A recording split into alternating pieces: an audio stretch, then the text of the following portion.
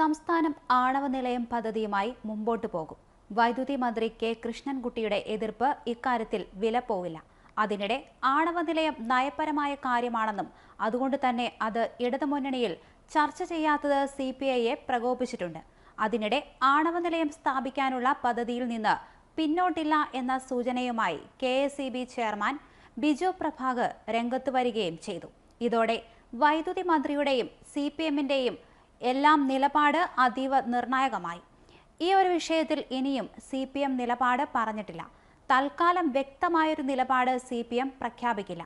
ഇതുമായി ബന്ധപ്പെട്ട പ്രാഥമിക ചർച്ചകൾക്ക് പിന്നാലെയാണ് പദ്ധതിയുടെ ആവശ്യകത ബോധ്യപ്പെടുത്തി KSEB ചെയർമാൻ തന്നെ രംഗത്തിറങ്ങിയത്. ആണവ നിലയം എന്തിനെന്ന് സർക്കാരിനെ ബോധ്യപ്പെടുത്തുമെന്നും ബിജു പ്രഭാകർ പറഞ്ഞു.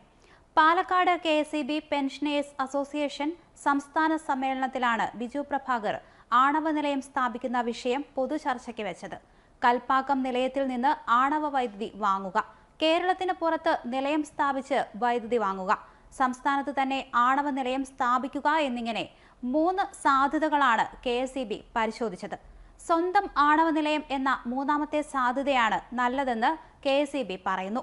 ഊർജ സ്വയം പര്യാപ്തതയ്ക്കും KSEBയുടെ നിലനിൽപ്പിനും പദ്ധതി അത്യാവശ്യമാണെന്ന് സർക്കാരിനെ ബോധ്യപ്പെടുത്തുമെന്ന് ബിജു പ്രഭാകർ പറഞ്ഞു. നീണ്ട ഇടവേളയ്ക്ക് ശേഷം ആണവ വൈദ്യുതി നിലയം വീണ്ടും ചർച്ചയായെങ്കിലും സർക്കാരോ ഇടത് സംഘടനകളോ ഇക്കാര്യത്തിൽ പ്രതികരിച്ചിട്ടില്ല. എന്നാൽ വൈദ്യുതി മന്ത്രി എതിർപ്പ് അറിയിക്കുകയും ചെയ്തു. 3 പാരിസ്ഥിതിക പ്രശ്നങ്ങളാൽ ഇത് കേരളം വേണ്ടെന്ന് വച്ചിരുന്നു. അതിരപ്പള്ളി അടക്കമുള്ള ജലവൈദ്യുത പദ്ധതികൾക്ക് പോലും പാരിസ്ഥിതിക പ്രശ്നങ്ങൾ ഉയർത്തി പ്രതിഷേധം കേരളത്തിൽ നടന്നിരുന്നു. അതിനിടയിലാണ് പുതിയ നീക്കം. നേരത്തെ കേരളത്തിലെ തീരത്ത് ആണവ നിലയം കേന്ദ്ര സർക്കാർ ആലോചനയിൽ ഉണ്ടായിരുന്നു. എന്നാൽ അത് പ്രതിഷേധം കാരണം നടക്കില്ലെന്ന് തിരിച്ചറിഞ്ഞ് തമിഴ്നാട്ടിലെ തീരത്തേക്ക് മാറ്റി. അത്തരമൊരു പദ്ധതിയാണ് ഇപ്പോൾ ഫയലുകളിൽ വീണ്ടും നിറയാനൊരുങ്ങുന്നത്. കേരളത്തിന് കുറഞ്ഞ വിലയ്ക്ക് 450 മെഗാവാട്ട് വൈദ്യുതി കൂടംകുളത്ത് നിന്നോ അല്ലെങ്കിൽ രാജസ്ഥാനിലെ ആണവ വൈദ്യുത പദ്ധതിയിൽ നിന്നോ ഉടൻ തന്നെ ലഭിക്കുന്നതിന്റെ സാധ്യത ന്യൂക്ലിയർ കോർപ്പറേഷനുമായി KSEB ചർച്ച ചെയ്തിരുന്നു.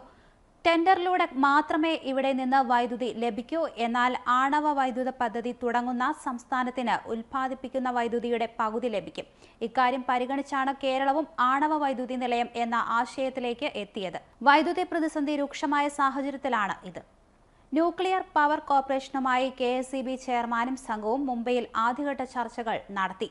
തുടർ ചർച്ചകൾക്കായി ന്യൂക്ലിയർ പവർ കോർപ്പറേഷന് കീഴിലുള്ളതും കൽപ്പാക്കം ആണവ പദ്ധതി നടപ്പിലാക്കുന്നതുമായ ഭാരതീയ നാഭികീയ വിദ്യുത് നിഗം ലിമിറ്റഡിന്റെ ചെയർമാനുമായി സംസ്ഥാന ഊർജ്ജ വകുപ്പിന്റെ ചുമതലയുള്ള additional chief secretary video conference നടത്തി.